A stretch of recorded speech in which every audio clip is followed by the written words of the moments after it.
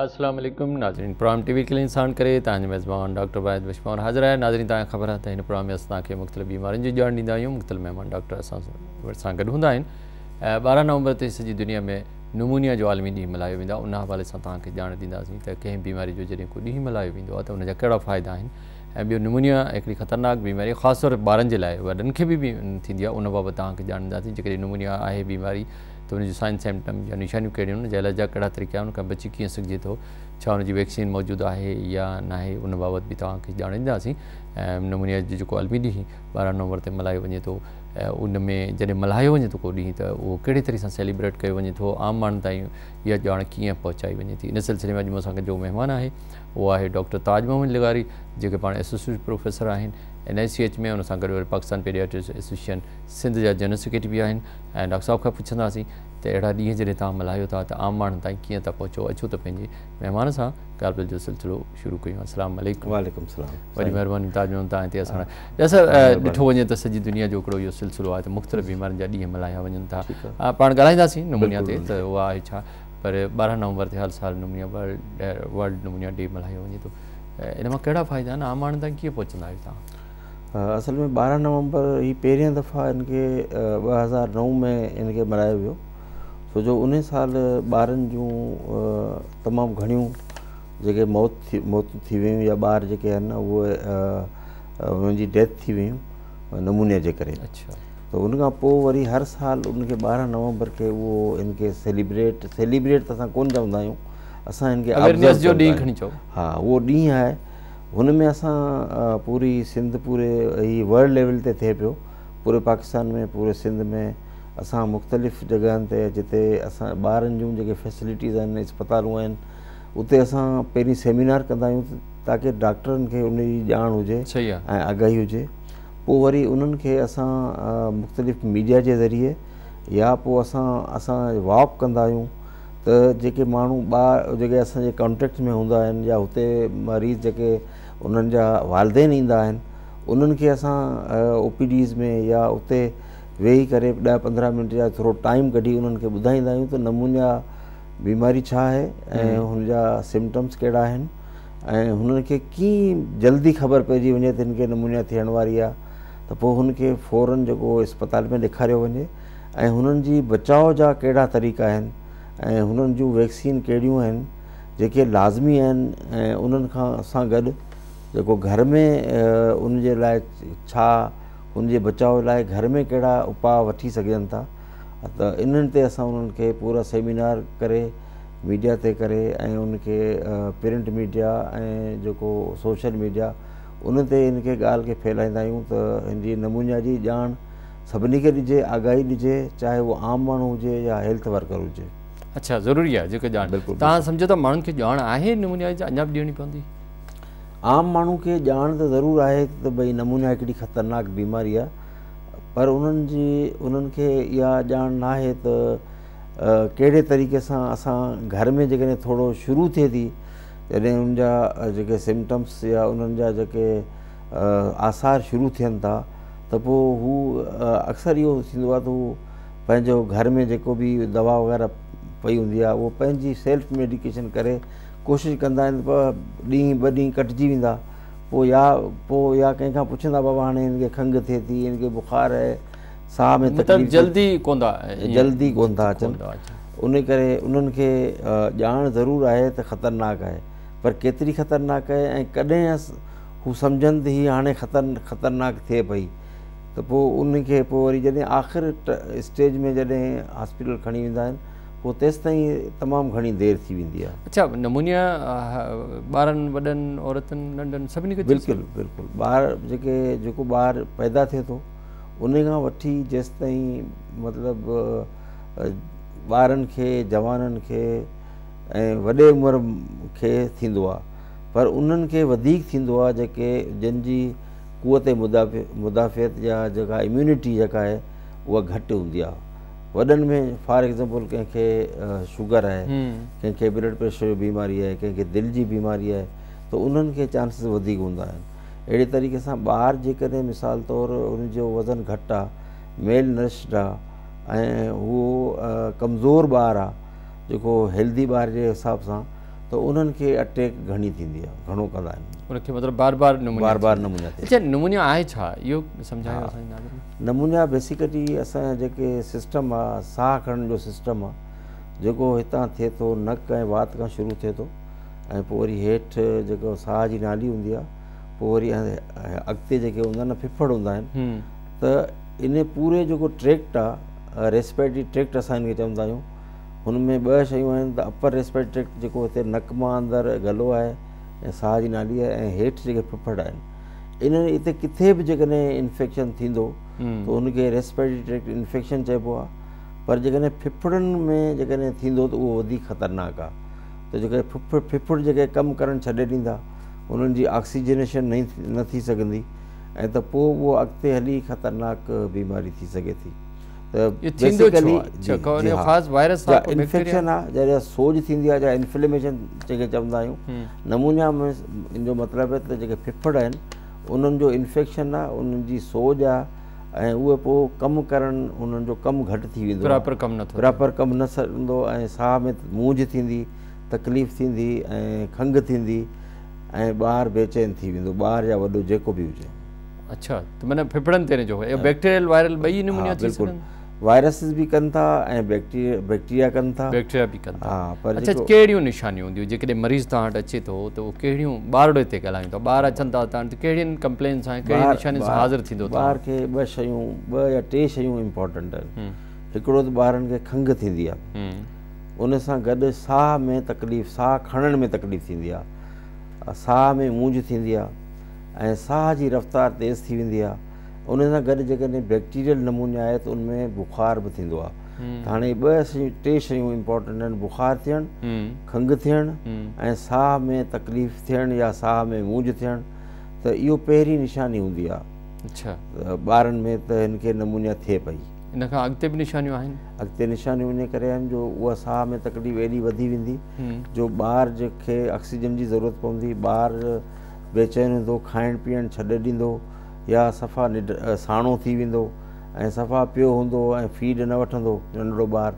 ऐं वॾा ॿारनि खे अहिड़ी तकलीफ़ थींदी जो उनखे ऑक्सीजन जी ज़रूरत पवंदी, त पोइ हू जेके आम तौर ते जेको नॉर्मल एक्टिविटी उनजी सफ़ा घटिजी वेंदी। पासड़ी लॻणु छा आहे? इहो चवंदो भई पासड़ी लॻे थी या पासड़ी लॻे थी, इहो छा आहे? इहो छो जो जॾहिं फिफड़नि ते इन्फेक्शन थिए थो, नमूनिया थिए थी, त फिफड़ हिकिड़ा नरम शइ हूंदा आहिनि जेके माना हर वक़्तु साह ऑक्सीजन अंदरि ईंदी आहे, कार्बन डाइऑक्साइड ॿाहिरि वेंदी आहे, त गैस एक्सचेंज जो कमु कंदा आहिनि। सही आहे। पर जॾहिं फिफड़नि में इन्फेक्शन हूंदो आहे त उहे जेके सख़्तु थी वेंदा आहिनि, पोइ उहो ओतिरो कमु करे न सघंदा आहिनि ऐं पोइ ज़ोर लॻाइण जे करे साह में मूंझ थिए थी ऐं पसड़ी या पसड़ियाटियूं उन्हनि में हिकिड़ो खॾो पइजी वेंदो आहे, जीअं माना चवंदा आहिनि पसड़ी चल रही है, मूवमेंट इलाही थी वेंदी ऐं साह जी रफ़्तार जेका इहा निशानी अहम निशानी आहे। बिल्कुलु निशानी सिर्फ़ु नमूनिया में थींदी आहे?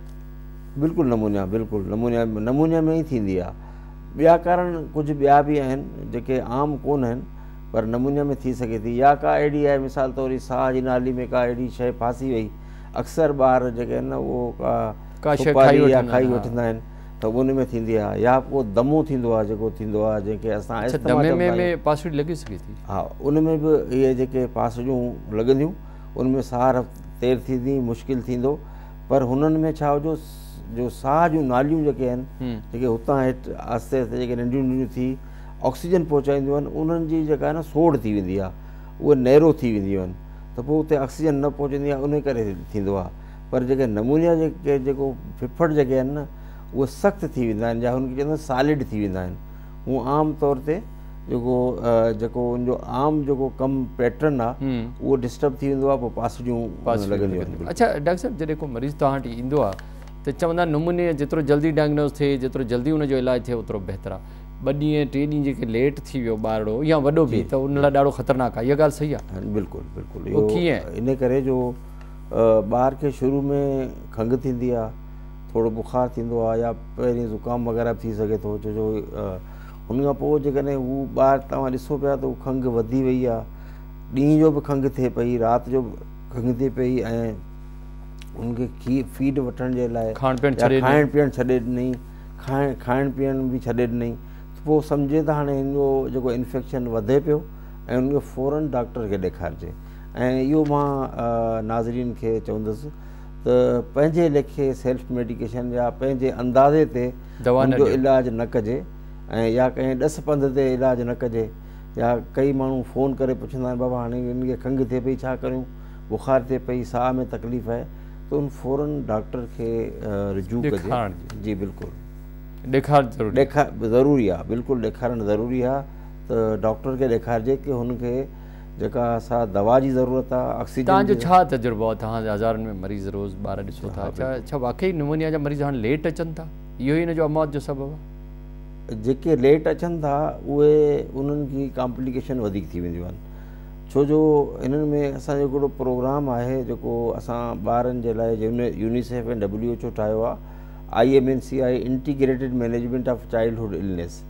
हुन में असां हेल्थ वर्कर खे ऐं डॉक्टर्स खे, इवन असां मदर्स खे बि थोरो ॿुधाईंदा आहियूं त हीअ अलामात जेकॾहिं शुरू थी वञनि त पोइ फ़ौरन डॉक्टर खे ॾेखारिजे। उन में इहो आहे त खंघि थिए पई, नज़लो ज़ुकाम बि आहे, बुखार बि आहे, पर साह जी रफ़्तार तेज़ आहे, जेका असां बाक़ाइदे उन्हनि खे चवंदा आहियूं या हेल्थ वर्कर खे चवंदा आहियूं त तव्हां वटि जॾहिं ॿारु ईंदो आहे त तव्हां हुनखे साह जी रफ़्तार ॻणियो, त हुनजे असांजे जेका टफ पॉइंट आहिनि, जेकॾहिं हू पंहिंजे रफ़्तार जेका नॉर्मल हिकिड़ी एज जे हिसाब सां थिए थी उन खां तमामु घणी वधी वई आहे, साह जी रफ़्तार वधी वई आहे, त इन जो मतिलबु आहे त हिनखे नमूनिया थोरो वधीक थिए पई, उनखे फ़ौरन डॉक्टर खे ॾेखारणु खपे। डिले सां नुक़सानु थी सघे थो?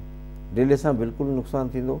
डिले थींदो त पोइ फेफड़नि खे वधीक नुक़सानु पहुचंदो ऐं पोइ वरी उन ॿार खे एडमिट दाख़िल करिणो पइजी वेंदो, या जेको ॿारु जेको शुरू में ॾेखारियो वञे उहा पीअण वारी दवा सां जेकॾहिं हिनजो इलाजु थी सघे थो शुरू में, पर जेकॾहिं लेट थी वेंदी त पोइ हुनखे इंजेक्शन लॻंदा, दाख़िला थींदी, परेशान थींदा, हुनखे ऑक्सीजन जी ज़रूरत पवंदी। त इन करे इहो आहे नाज़रीन कहे त जल्दी जेका आहे न जल्दी डॉक्टर खे। अच्छा, कहिड़ियूं इन्वेस्टिगेशन तव्हां निमोनिया में कंदा आहियो? ॾिसो, असां जेको आम तौर ते ॾिसो पूरी पाकिस्तान में अक्सर ॿाहिरि में रहनि था या जेके पहुच न आहे, हर ॿार या हर वॾो जेको आहे सो अस्पताल में नथो पहुची सघे, त पंहिंजे लोकल क्लिनिक्स में ॾेखारे थो, त उहो असां जेको क्लिनिकल माना असां जेके उन जा साइन सिम्टम्स आहिनि या हुन में जेके ओञाण आहिनि त भई हीअं खे नमूनिया आहे, त हुनजी असां इलाजु करे सघूं था बग़ैर कंहिं इन्वेस्टिगेशन। माना ट्रीटमेंट शुरू करे सघो था? बिल्कुलु शुरू करे सघिजे थी, पर जेकॾहिं ख़ुदा न ख़ास्ता ॾिसूं था त हिन जा फेफड़ वधीक ख़राबु थियण लॻा आहिनि, त पोइ हुन में असां एक्सरे ज़रूरु कंदा आहियूं, एक्सरे सीने जो उहो कबो आहे त हुन में केतिरो इन्फेक्शन आहे, त आया हिन खे जेका आम जेका दवा जी ज़रूरत आहे या हुनखे इंजेक्शन जी ज़रूरत आहे या दाख़िल करण जी ज़रूरत आहे, त हुनजो एक्सरे इम्पोर्टेंट आहे। बस सिर्फ़ु एक्सरे में ख़बर पइजी वेंदी त नमूनिया आहे या ॿिया बि इन्वेस्टिगेशन आहे? ॿियूं मतिलबु असां कराए सघूं था, जेकॾहिं ब्लड टेस्ट कराए सघूं था, हुन में बि असांखे इन्फेक्शन जी ख़बर पवंदी, पर उहो एतिरो हेल्पफुल न हूंदो। अॼुकल्ह जेको तव्हां ॾिठो हूंदो, कोरोना आयो पोइ हर माण्हू खे जेको आहे न हिकिड़ो पल्स ऑक्सीमीटर थींदो आहे, ऑक्सीजन चवंदा भई हिन जी ऑक्सीजन सेचुरेशन ड्रॉप थिए पई, हिन खे वेंटिलेटर जी ज़रूरत पवंदी, त हाणे अहिड़ा पल्स ऑक्सीमीटर अची विया आहिनि जेके असां हैंड कैरी करे सघूं था, असां पंहिंजी क्लिनिक ते रखी सघूं था, इवन घर में रखी सघिजे थो। जेकॾहिं साह में तकलीफ़ थिए पई या नमूनिया जा आहिनि त असां उनजो पल्स ऑक्सीमीटर ॾिसंदासीं त उनमें ऑक्सीजन सेचुरेशन ड्रॉप थिए पई। इहो रिसेंट इहो ई आहे त उनमें छो ड्रॉप थींदी? नमूनिया में थींदी आहे? नमूने में थींदी, मां तव्हांखे जेका पहिरीं असां ॻाल्हि कई त नमूनिया में ऑक्सीजन जी कमी थी वेंदी आहे, छो जो ऑक्सीजन अंदरि कोन पई वञे, त हा उन करे, ऐं जेका कार्बन डाइऑक्साइड जेके ॿाहिरि कढणो आहे उहा अंदरि जमा थिए पई, त पोइ हुन में जेका आहे ऑक्सीजन सेचुरेशन जेका आहे सा उहा असां सिर्फ़ु हिते लॻाईंदा आहियूं आङुर ते या कंहिं फिंगर ते, त मीटर ॿुधाईंदो हिन जी ऑक्सीजन केतिरी आहे, त जेकॾहिं घटि आहे उहो डेंजरस लेवल खां डेंजरस लेवल आहे त पोइ फ़ौरन खे अस्पताल पहुचाइजे। अच्छा, वॾनि नंढनि ॿारनि में निमोनिया जो साॻियो असरु आहे, साॻियो ई बीमारी आहे, साॻियो ई तरीक़े सां वॾनि खे मुतासिर करे सघे थी? हा, ॾिसो जेको ॿारनि खे जेको ॿारु पैदा थिए थो उनखां वठी जेको 80-90 साल जो आहे उनखे मुख़्तलिफ़ जेके आहिनि से कारण जेका बैक्टीरिया वायरस मुख़्तलिफ़ हूंदा आहिनि, पर अल्टीमेटली उहो ई जेको इन्फेक्शन थींदो उहो लंग्स जो या फेफड़नि खे नुक़सानु थींदो त पोइ नंढा हुजे या वॾो हुजे उन सभिनी खे उहे नमूनिया थी सघे थी। पर नंढड़ो ॿारु आहे उहो बर्दाश्त न करे मुतासिर वधीक थींदो आहे ऐं मुतासिर बि वधीक थींदो आहे ऐं जल्दी खाइण पीअण छॾे ॾींदो आहे। जेको वॾो हूंदो आहे जेको एडल्ट आहे उनखे बर्दाश्त कंदो आहे, उनखे दवा गोरी ते पहिरीं कोशिशि कबी आहे, पर नंढड़े ॿार खे असां उनखे कंप्रोमाइज़ नथा करे सघूं। अच्छा, एनवायरमेंट जा कहिड़ा इफेक्ट आहिनि? छा एनवायरमेंट जे करे असांखे जेको सो नमूनिया थींदी आहे या की ॿिया बि के फैक्टर आहिनि? एनवायरमेंट तमामु सुठी ॻाल्हि कई, तव्हां सुठो क्वेश्चन कयो। इन करे जो अॼुकल्ह इन्वायरमेंटल फैक्टर ते ॻाल्हि थिए पई, माना एतिरो साफ़ न आहे इन्वायरमेंट एतिरो साफ़ न आहे। तव्हां पॉल्यूशन आहे, एयर पॉल्यूशन आहे, ॿाहिरि आहे असांजे कराची में ख़ासि तौर ते वॾनि शहरनि में, दुनिया सभिनी शहरनि में। ऐं मतिलबु इहो पॉल्यूशन एयर पॉल्यूशन आहे, उन में जेके आहिनि से जेके अहिड़ा केमिकल हलिया वेंदा आहिनि, पार्टिकल आहिनि, जरासीम आहिनि जेके हवा में असांजे नक जे ज़रिए हलिया वेंदा आहिनि। ऐं उन खां पोइ हिकिड़ी एक्सटर्नल जेका इन्वायरमेंट आहे, ॿी इंटरनल इन्वायरमेंट आहे। असांजी जेका घरनि में आहिनि से हिकिड़ी की वेंटिलेशन कान्हे अॼुकल्ह, सभु माण्हू फ्लैट में रहनि था, जेके एसी हलाइनि था उहो सफ़ा इन खे कंटिन्यू रखिजो। अच्छा, दरियूं दरवाज़ा बंदि आहिनि, वेंटिलेशन लाइ त इहे बि वॾा सबब आहिनि। बिल्कुलु बिल्कुलु, उते ॾिसो न, उते बाहि बि ॿरे थी, गैस बि ॿरे थी, हुनमें जेका स्प्रे बि कयो था तव्हां, सभु कुझु केमिकल बि हुन में आहिनि, त उहे सॼो जेके आहिनि उहे वेंटिलेशन न आहे त ॿाहिरि निकिरंदा ई कोन। उहे जेके फैक्टर्स आहिनि, या जेकॾहिं हिकिड़े माण्हू खे खंघि आहे, हिकिड़े माण्हू वॾे खे फॉर एग्ज़ाम्पल खंघि आहे, असां ज़ुकाम आहे या असां खंघूं था या छिक ॾियूं था, त उहे जरासीम माना ॿाहिरि निकिरनि था। ऐं उहे जरासीम जॾहिं वेंटिलेशन न आहे पोइ उहे घर में ई घुमंदा पिया हूंदा, पोइ वरी कंहिं नंढे ॿार खे अफेक्ट कंदा। या मिसाल तौरु जेकॾहिं नमूनिया टीबी जे करे बि थिए थी, जीअं मिसाल तौरु कंहिं वॾे खे टीबी आहे त उनखां उहो टीबी जेका ॿियनि ॿारनि खे लॻण जा घणा चांसिस हूंदा आहिनि। अच्छा, त पंहिंजे एनवायरमेंट खे कीअं साफ़ु रखिजे? हिकिड़ो त सफ़ाई सुथराई रखिजे, ऐं हुन खां पोइ वेंटिलेशन तमामु ज़रूरी आहे। त मतिलबु आहे त 24 कलाक जेके आहिनि न उहे सभु दरियूं दरवाज़ा ऐं खिड़कियूं बंदि न हुजनि। जेके दरियूं दरवाज़ा आहिनि उन्हनि खे खोलिजे, सफ़ाई रखिजे, ऐं ॿारनि खे थोरो ॿाहिरि वञणु खपे। जो फ्रेश एयर जेका थींदी उन में ऑक्सीजन जी कंसंट्रेशन तमामु घणी हूंदी आहे, त फ्रेश एयर सां जेके असांजा जरासीम साफ़ु थी वेंदा। त अॼुकल्ह छा आहे जो ॿारनि जो अहिड़ो सिलसिलो आहे त जेके नंढा ॿार घरनि में रहनि था, वॾा बि रहनि था, वॾा पोइ ॿाहिरि वञनि था, पर उहो मोबाइल ॾिसनि था, स्कूल वञनि था, वरी अची लैपटॉप ते उन जो मतिलबु तव्हां सम्झो कि एयर शइ जेका एयर आहे या जेको फ्रेश एयर फ्रेश शइ नथी मिले। अॻु में जेके हूंदा हुआ जे आउटडोर गेम्स हूंदियूं हुयूं, ॿाहिरि वञी खेॾंदा हुआ, क्रिकेट खेॾंदा हुआ, या असां पंहिंजे ॿारनि जे हिसाब सां बि जेके खेॾंदा हुआ। पर हाणे छा मोबाइल जे करे तमामु घणो नुक़सानु थिए पियो, उहो नज़र ते बि असरु करे पियो, ऐं जेके आउटडोर न वञण सां गॾु बिल्कुलु जेके इहे इन्फेक्शन बि थियनि पिया, ऐं हुननि सां गॾु दिमाग़ ते बि असरु थिए पियो। त आऊं नाज़रीन खे, वालिदैन खे इहो अपील कंदुसि त ॿारनि खे थोरो ॿाहिरि वञण जी रुझान कजे, ऐं मोबाइल जो टाइम मुक़ररु कजे। अदरवाइज़ जेको आहे गेम कैन एक्टिविटीज़ हुजे, ॿाहिरि जी ग्राउंड में वञनि, ग्राउंड में वञनि, थोरो हेल्थ जेका उहा बहितर। जी बिल्कुलु, जिते गुलदस्ता हुजनि, गुल हुजनि, लान हुजे, जी जी अहिड़ी उते ज़रूरु वञिजे। अच्छा, उते वञे। अच्छा डॉक्टर साहिबु, तव्हां हाणे प्रिवेंशन जेका आहे उन ते त अचूं था, ट्रीटमेंट छा आहे? जेकॾहिं कंहिंखे नमूनिया आहे त उनजा घणा नमूनिया माइल्ड आहे, मॉडरेट आहे, सीवियर आहे, उनजा इलाज जा कहिड़ा तरीक़ा? जेकॾहिं माइल्ड आहे, जीअं माण्हू शुरू में ई ख़बर पइजी वई त तव्हां डॉक्टर खे ॾेखारियो, त असां उनखे दवाऊं पीअण वारियूं ॾींदा आहियूं। जेकॾहिं बुख़ार आहे त बुख़ार जी घटि करण जी दवा ॾींदासीं, खंघि सां गॾु खंघि जी दवा ॾींदासीं, उन सां गॾु एंटीबायोटिक जेके हूंदियूं, जेके फस्ट लाइन ड्रग्स हूंदियूं, जेके तमामु हेवी न हूंदियूं, उन दवाउनि सां बि ठीकु थी वेंदा आहिनि ॿार। मॉडरेट आहे पोइ कॾहिं कॾहिं असां उहे दवाऊं चेंज कंदा आहियूं, भई हीअ दवा जेका हिन मुआफ़िक़ न आहे, ॿी का दवा सुठी ॾियूं।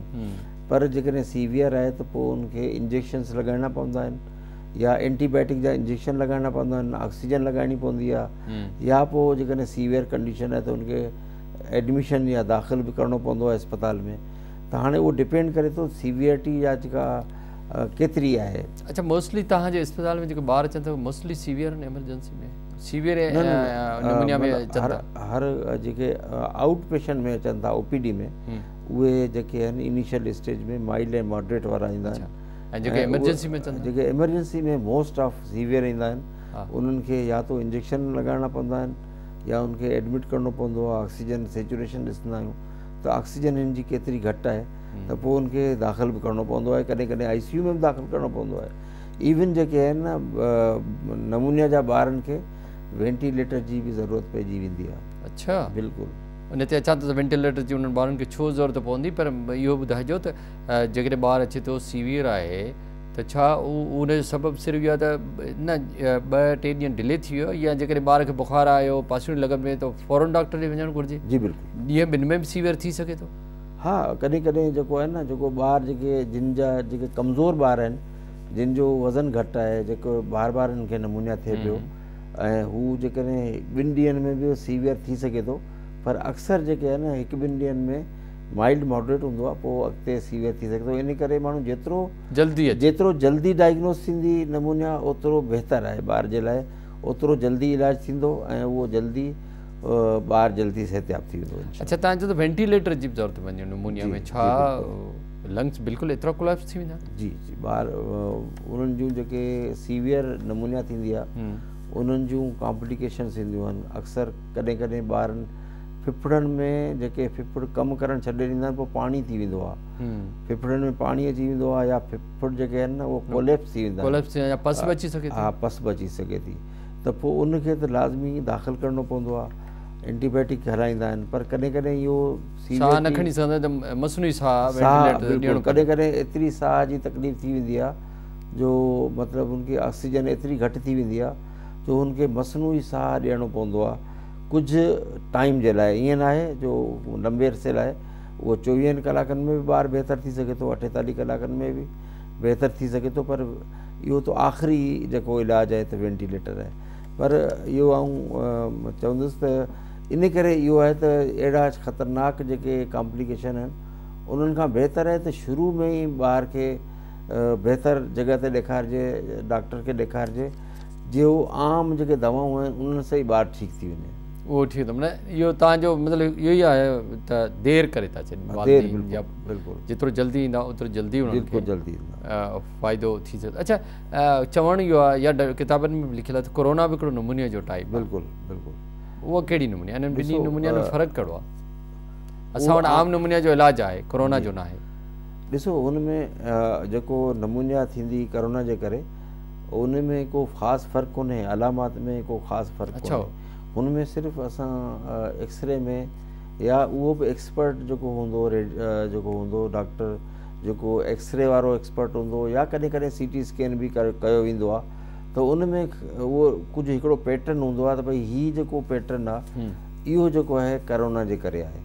पर हुनखे जेको ट्रीटमेंट जेको कोरोना जो पंहिंजी जॻह ते को आहे जेका ख़ासि कोन्हे, पर हुनजो एंटीबायोटिक हुनखे बि ॾियणो पवंदो, छो जो अल्टीमेटली आहे त पोइ उहो ई नमूनिया आहे न, लंग्स या जेके फिफड़नि ते असरु आहे त उनखे एंटीबायोटिक त ॾियणा पवंदा आहिनि। पर हुनजो जेको हिकिड़ो ख़ासि पैटर्न आहे जेको क्लिनिकली मुश्किल हूंदो आहे। CT स्कैन, सीने जो CT स्कैन बहितर तरीक़ो कहिड़ो आहे? त एक्सरे बहितर आहे या CT स्कैन बहितर आहे? न, एक्सरे में बि ख़बर पइजी वेंदी आहे, पर जेके ॿार दाख़िल थींदा आहिनि कोरोना जे करे उन्हनि जो CT स्कैन कयो वेंदो आहे। ऐं हींअर जॾहिं कोरोना तमामु टॉप ते हो त कई अस्पतालनि में पहिरीं ईंदे ई CT स्कैन एक्सरे कंदा हुआ, ताकी उहो जेके उन्हनि कोरोना वारनि खे ॿिए कंहिं वार्ड में, कोरोना जे वार्ड में दाख़िल करण जे लाइ त CT स्कैन कयो वेंदो आहे जेकॾहिं हुनखे अलामात आहिनि। हर जॻह ते अवेलेबिलिटी हुजे त CT स्कैन कराइजे कोरोना जी नमूनिया जे करे। ठीकु आहे। अच्छा, हिकिड़ो असां इलाही पुराणे ज़माने खां असां नंढा हूंदा हुआसीं ॿुधंदा अचूं पिया, तव्हां बि ॿुधो हूंदो, डबल नमूनिया। इहो त हिकिड़ो कॉमन लफ़्ज़ आहे, डबल नमूनिया आहे छा? अच्छा, नमूनिया त नमूनिया आहे, असल में नमूनिया आहे पर इनखे चइबो आहे ब्रोंकोनमुनिया। ब्रोंकोनमुनिया मीन्स हिकिड़े जेकॾहिं फेफड़ जो इन्फेक्शन आहे त उहो नमूनिया आहे जेको माना उन लेमेन में।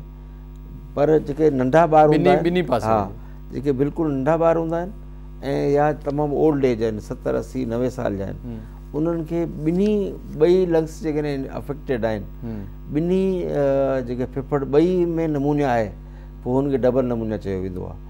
पर हुनजो ट्रीटमेंट साॻियो आहे तक़रीबन। डबल न थी न, मतिलबु या त सॼो लंग्स इन्वॉल्व आहे या कोई हिसो इन्वॉल्व आहे बसि। पर इहो हिकिड़ी कहावत थी असां वटि ॿ माना हिकिड़ो साॼे पासे, हिकिड़ो खाॿे पासे, ॿई फेफड़ आहिनि, ॿ फेफड़ आहिनि, त हिकिड़े जेको थींदो उनखे नमूनिया ऐं हुनखे जेको मतिलबु ॿई फेफड़ में नमूनिया आहे त पोइ डबल नमूनिया। इहो हिकिड़ी आम लफ़्ज़ आहे, हा बिल्कुलु बीमारी सां तालुक़। पर उहो मतिलबु माण्हू हुनखे चवंदा आहिनि डबल नमूनिया थी वई आहे, तमामु सीवियर हूंदी आहे। हा बिल्कुलु। त कोरोना में त ॿई लंग्स असांजा डैमेज थियनि था। बिल्कुलु थियनि था। उहा बि हिकिड़ी इन क़िस्म जी ब्रोंको नमूनिया आहे ऐं हुन में जेको आहे सो नमूनिया जे करे ई वेंटिलेटर जी ज़रूरत पवंदी आहे। जेको कोरोना में जेको नमूनिया थींदी आहे उहा जेकॾहिं इफेक्ट न थिए, एंटीबायोटिक सां फ़र्क़ु न पए, पोइ ज़ाहिर आहे उनखे ई वेंटिलेटर जी उनजी ऑक्सीजन कंप्रोमाइज़ थी वेंदी आहे, ऑक्सीजन सेचुरेशन, त पोइ हुनखे बि मसनूई साह ॾियणो पए थो। अच्छा, बैक्टीरियल नमूनिया, वायरल नमूनिया, ॿिन्हिनि जूं दवाऊं अलॻि अलॻि हूंदियूं? ॾिसो, असांजे सेटअप में असां इन्हनि खे मोस्टली बैक्टीरियल डिफ्रेंशिएट करणो मुश्किल हूंदो आहे। कुझु अहिड़ियूं शयूं आहिनि, मिसाल तौरु जेकॾहिं फिफड़नि में इन्फेक्शन आहे उहा वायरल थी सघे थी, पर उनखे असां काउंट कंदा आहियूं बैक्टीरियल नमूनिया। इन करे जो असां वटि जेके बैक्टीरिया अहिड़ा आहिनि जेके असां उनखे प्रूव करणु तमामु मुश्किल हूंदो आहे।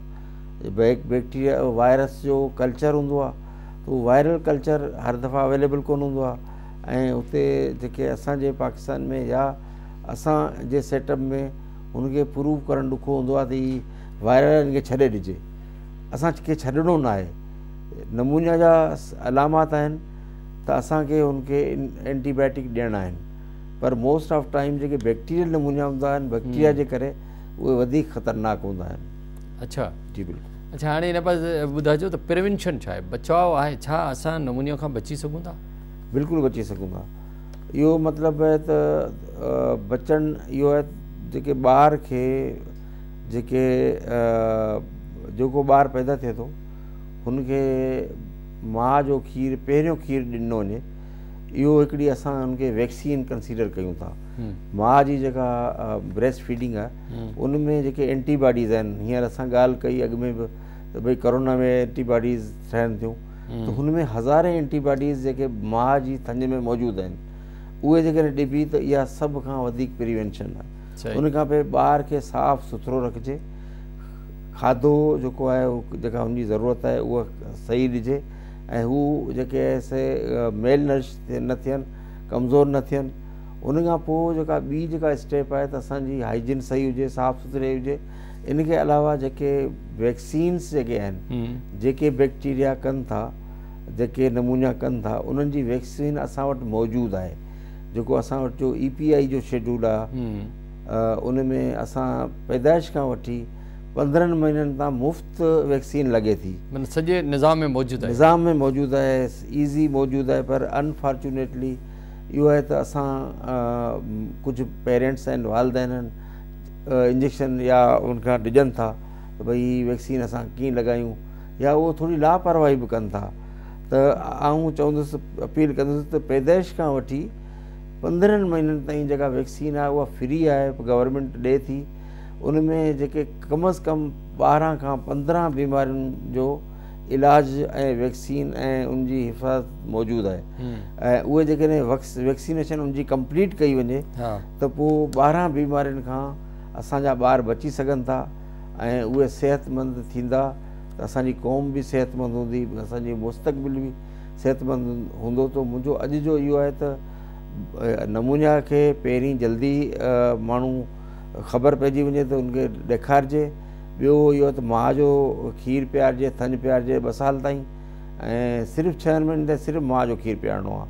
त इन्हनि में ऐं पोइ साफ़ु सुथराई रखणी आहे ऐं हीअ जेके वैक्सीन आहिनि जेके हिफ़ाज़ती टुका आहिनि जेके जिन जो कार्ड हिकिड़ो येलो कलर जो थींदो आहे उहो 15 महीननि ताईं जेकॾहिं कंप्लीट थींदो आहे त उहो ॿारु TB खां बि बची वेंदो, पोलियो खां बि बची वेंदो, उहो जेको आहे उरडी खां बि बची वेंदो, नमूनिया खां बि बची वेंदो, गर्दन टोड़ खां बि बची वेंदो। इन करे उनखे कंप्लीट कराइजो, उनखे कंप्लीट कराइजो। अच्छा डॉक्टर साहब वॾा बि वैक्सीन लॻाराए सघनि था?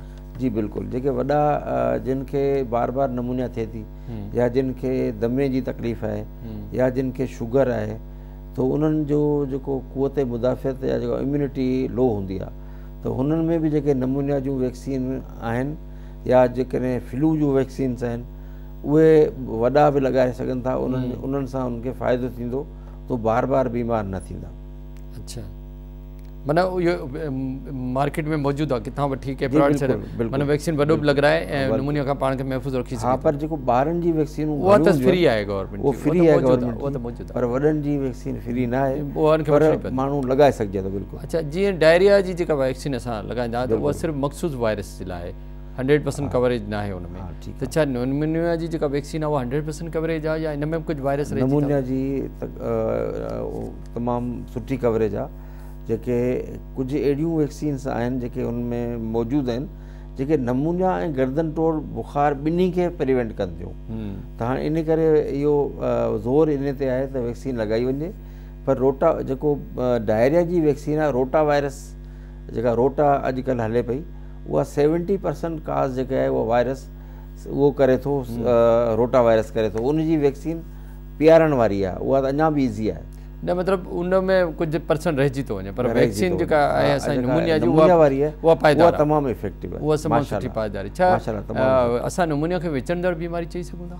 जी बिल्कुलु, हिकिड़े माण्हू खां ॿिए ताईं वञी बिल्कुलु लॻे थी। असां घर में मौजूदु आहियूं, हिकिड़े खे नमूनिया थी वई आहे, असां ॿार या वॾो खंघे थो या छिक ॾिए थो त उहे जरासीम ॿाहिरि फैलिजनि था, उहो ॿियो को बि माण्हू आहे उनखे लॻी सघे थो। अच्छा, मतलब विचंदड़ बीमारी एयरबॉर्न चवंदा आहिनि, एयरबॉर्न मतलब हिकिड़े खां ॿिए माण्हू ताईं लॻी सघे थी, आराम सां या लॻी सघे थी। अच्छा, नमूनिया जूं कॉम्प्लिकेशंस?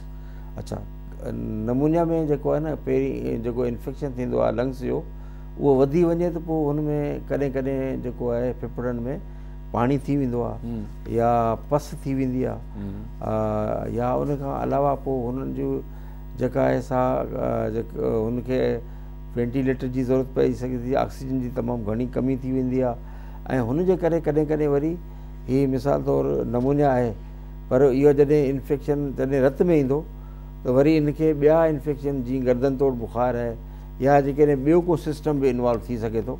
इन करे कॉम्प्लिकेशन नमूनिया जूं तमामु घणियूं आहिनि, पर जेका आम इहो आहे त या त पाणी थी वेंदो आहे फेफड़नि में या उन्हनि खे पस पइजी वेंदी आहे, त पोइ ॿारनि कॾहिं कॾहिं उन्हनि खे महीनो दाख़िल करिणो पइजी वेंदो आहे। वॾो बि जेकॾहिं आहे मुतासिर त उहो बि दाख़िल थी सघे? बिल्कुलु, उहो बि उन्हनि खे बि कॉम्प्लिकेशन कीअं फ़र्क़ु कंदासीं? तव्हांखे ॾाढी शुरू में सुठी ॻाल्हि कई त जेको नमूनिया आहे उन में बि सहिको थींदो आहे, पासड़ी लॻंदी आहे सीवियर में, ऐं जेका दमो आहे उन में बि सहिको थींदो आहे, पासड़ी लॻ, फ़र्क़ु कीअं ख़बर पए त हीअ दमो आहे हिनखे या नमूनिया आहे?